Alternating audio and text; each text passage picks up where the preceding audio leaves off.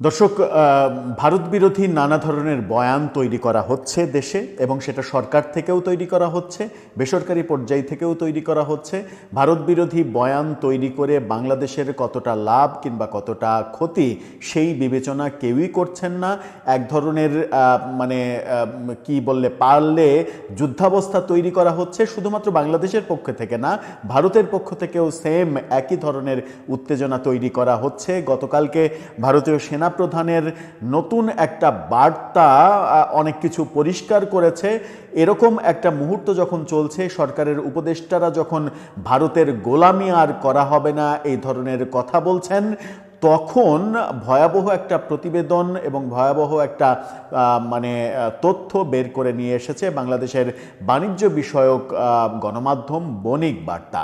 বণিক বার্তা বলছে, ভারত বিরোধী বয়ান মুখে তৈরি করলেও ভারত থেকে আমদানি বিগত বছরের চাইতে এই বছরে অনেক বেশি বেড়েছে, প্রবৃদ্ধির হারও বেড়েছে। অর্থাৎ ভারতের ওপরে আমদানি নির্ভরতা বাংলাদেশ কমাতে পারেনি, মুখে ভারত বিরোধী বয়ান তৈরি করেছে প্রতি মুহূর্তে, এবং পাকিস্তানের সঙ্গে দহরম মহরম পিরিদ দোস্তি তৈরি করারও নানা ধরনের কাজকর্ম আমরা দেখতে পাচ্ছি। আদতে গণমাধ্যম কি বলতে চাচ্ছে, কোন তথ্য উঠে আসলো, কেন ভারতের উপরে ভারত থেকে আমরা আমদানি নির্ভরতা কমাতে পারলাম না, তাহলে অন্য দেশ থেকে কেন আমদানিতে আমরা যাচ্ছি না, চলুন একটু জেনে দেখি এই ভিডিওতে। থাকবেন পলিটিক্স টিভির নিয়মিত আয়োজনে।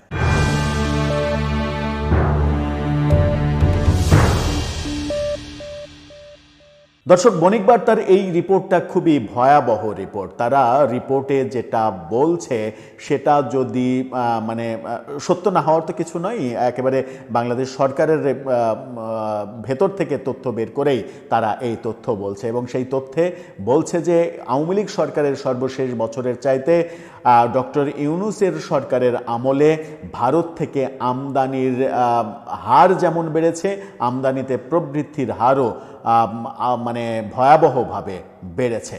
কেন তাহলে ভারতের উপরে নির্ভরশীলতা আমদানিতে? কেন ভারত বিরোধী, ভারতের গোলামি আমরা করব না একদিকে বলা হচ্ছে, আবার ভারত থেকে আমদানি বাড়ানো হচ্ছে?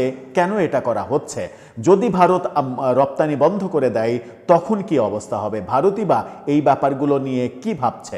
বণিক বার্তার শিরোনামে তারা বলছে, তাদের শিরোনাম ফটোকার্ডটা দেখে নিতে পারেন, সেখানে বলা হচ্ছে, নির্ভরতা কমানোর ডাক দিয়ে ভারত থেকে আমদানি প্রবৃদ্ধি সবচেয়ে বেশি।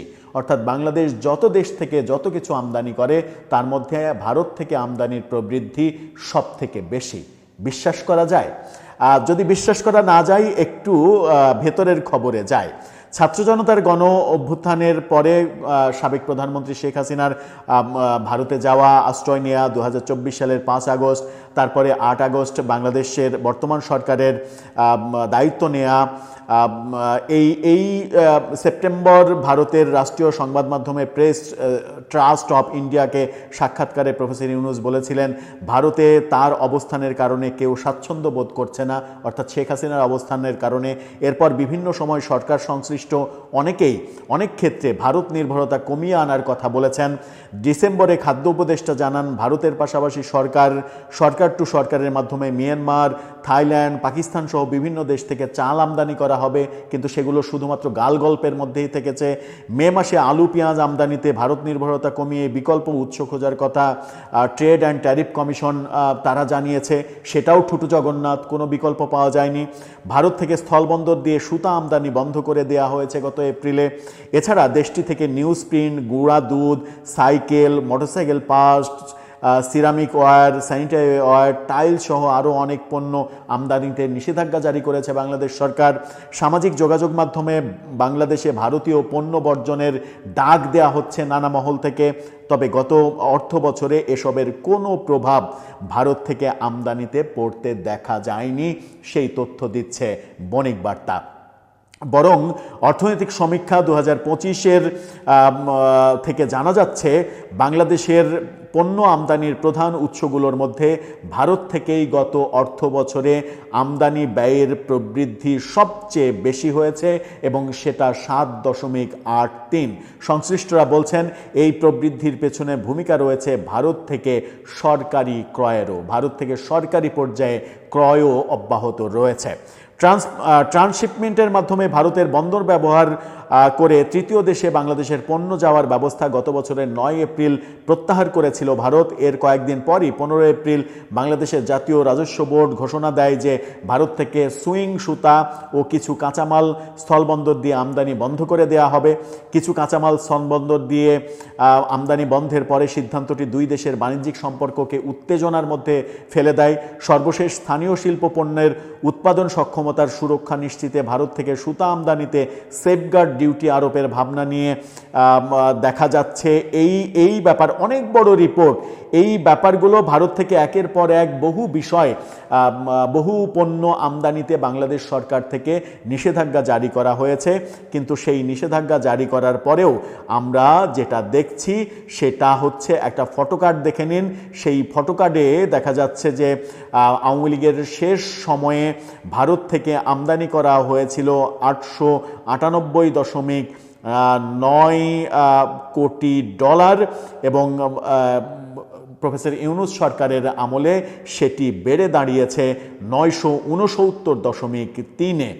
898 থেকে 969, প্রায় 100 বেড়ে দাঁড়িয়েছে এবং প্রবৃদ্ধি, অন্যান্য দেশের যে প্রবৃদ্ধির হার, সেই হারে সব থেকে বেশি হচ্ছে 7.83, যেটা ভারতের বেলায়। চীনের বেলাতেও এত নেই, চীনের বেলাতেও 7.73 প্রবৃদ্ধির হার দেখাচ্ছে, যেটা সরকারি হিসাব। এই যখন অবস্থা, আমাদের ক্রীড়া উপদেষ্টা, আইন উপদেষ্টা তিনি যখন বলছেন ভারতের গোলামি করব না, ভারতে এটা হবে না, ওটা হবে না, ভারতের গোলামি থেকে আমরা মুক্ত হতে চাই, এবং আজকেই পররাষ্ট্র উপদেষ্টা তিনি যখন বলছেন যে তাকে নিয়ে এই এখন টেলিভিশনের শিরোনামটা দেখে নিন, সেখানে তিনি বলছেন পাকিস্তানের সঙ্গে সম্পর্ক উন্নত করার চেষ্টা করছি।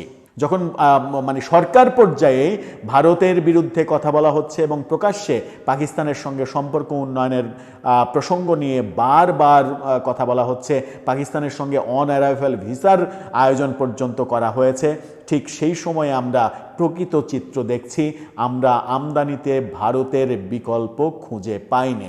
তাহলে মুখে এই বাণীগুলো কেন শোনানো হচ্ছে যদি কার্যে পরিণত করা না যায়? আপনি মুখে বলছেন ভারতের গোলামি করা যাবে না, ভারতের গোলামি করব না, আমরা এখন মাথা উঁচু করে দাঁড়াবো। মাথা উঁচু করে দাঁড়ানোর প্রকৃত চিত্রটা তো আলাদা হওয়ার কথা ছিল। আমি যখন মাথা উঁচু করে দাঁড়াতে চাই, আমি ভারতের ওপরে সমস্ত ধরনের নির্ভরশীলতা বাদ দেব। তাহলে আমদানিতে সব থেকে বেশি প্রবৃদ্ধির হার কেন হলো? আমদানিতে আওয়ামী লীগ সরকারের শেষের সময়ের চাইতে প্রফেসর ইউনূস সরকারের আমলে কেন আমরা বেশি আমদানি করলাম ভারত থেকে? এই প্রশ্নের উত্তর কি আছে? তাহলে কি আমরা এটা ধরে নেব যে শুধুই মুখে বাগাড়ম্বর, কাজের বেলায় যেই লাউ সেই কদু, সেই অবস্থা? দর্শক, আপনার মতামত জানিয়ে এ ব্যাপারে লিখতে পারেন আমাদের কমেন্ট বক্সে।